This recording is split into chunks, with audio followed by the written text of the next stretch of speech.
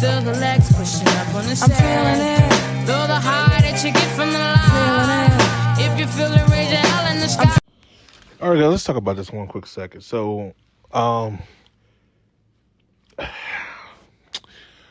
before I get into this video, I want you to hit the like button, subscribe. That helps me out with the algorithm. And, because YouTube, I don't know, YouTube be acting weird sometimes, but it does help me out. So if you want more of these type of videos, that's kind of my little intro. You probably say, oh, that's kind of lame. Hey, it is what it is. I'm not running on that much sleep right now, so bear with me, ladies and gentlemen. Apologize. So let's talk about this. So, this is Transformers. If y'all notice, I'm a huge fan of Transformers. Grew up since I was a kid. Wasn't a huge fan of G1 because I saw a little bit later, but then I actually appreciated and admired it too for its time, and I thought, like, oh, okay, cool. I grew up with Beast Wars. That was my Transformer, my first introduction to it.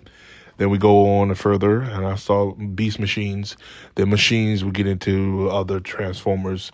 I think the most famous one is the Unicron trilogy, which is Armada, God forbid, Energon, and then Cybertron. And then we get to animated, then we get to Prime. But the videos more so talk about Prime. Y'all seen videos of me talk about Prime. I think it's one of the best animated shows that came out in the last, 20-something years. Especially in the late 2010s, where you start to see a lot of action cartoons started to fade away.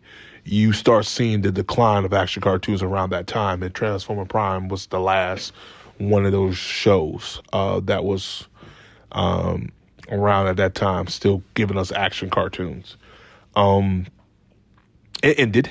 We had a sequel, which was Robots in Disguise, 2015, I believe, and it wasn't a sequel. It was terrible, and no one loved it. It's like the Avengers, where the people are like, oh, Avengers Earth's Mighty Heroes are having a sequel. It's called Avengers Assemble.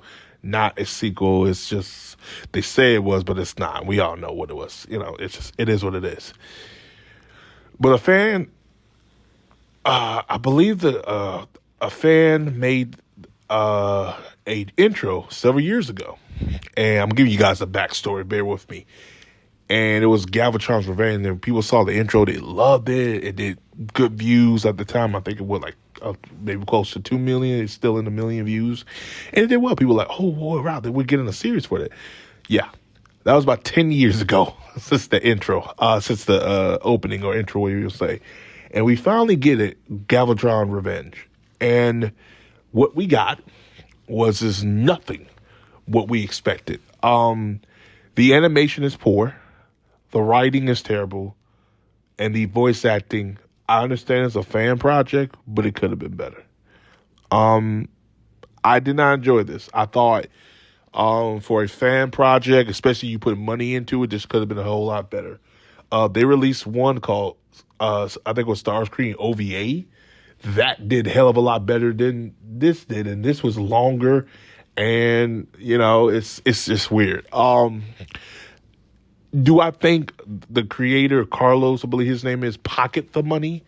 No, I do think, like everything in life, he just didn't care about it after a while, and he probably forgot about it and realized, oh, shoot, I got to do this, and, people gave me money to do this and that, and this, that, and the third, and I think he just said, F it,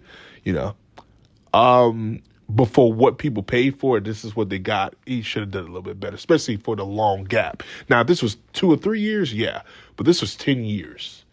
Then people say, well, it takes time. Cool.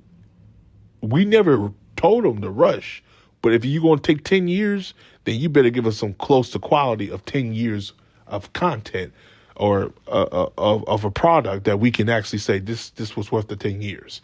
This wasn't worth 10 years. This looked like it was done last year. And that is ridiculous. There's other stuff going on too with one of the voice actors, I believe, Optimus Prime. Some people say he's a racist. I don't know. I haven't really kept up with him nor that. That probably was a big factor too of some of the negative feedback he got from it. Me, it is what it is. I grade this on the story, the animation, animation. I can't say nothing about the art style. It's the same art style as Prime.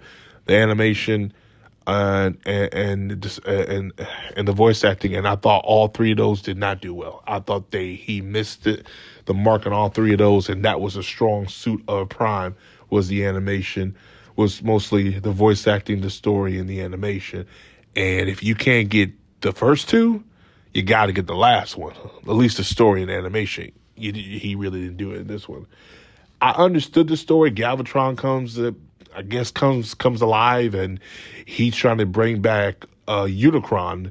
But if we all know the origins, Megatron becomes Galvatron, and I think they didn't do a good enough job to explain how Galvatron and Megatron exist separately. I don't think they did a good enough job with that. Cyclonus and all the other guys, you can kind of, if you understand the lower Transformer, you go like, yeah, we get these two.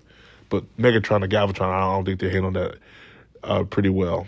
It was nice to see Bruticus and all them, but again, like I said, I feel like Carlos just didn't care no more after a while, and that happens to the best of people. When they get the project, they're like, oh, okay, and then they just don't care. That's my thing.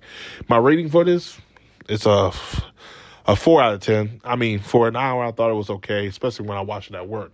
Will I watch it in my home? Hell no. I watched the shit at work, and it got through an hour, and that was probably a good thing for me to do. But yeah, this is not good. So, and that's all I have to say on it. As always, like, subscribe, peace. The outro show ending for you. Y'all have a Johnson day.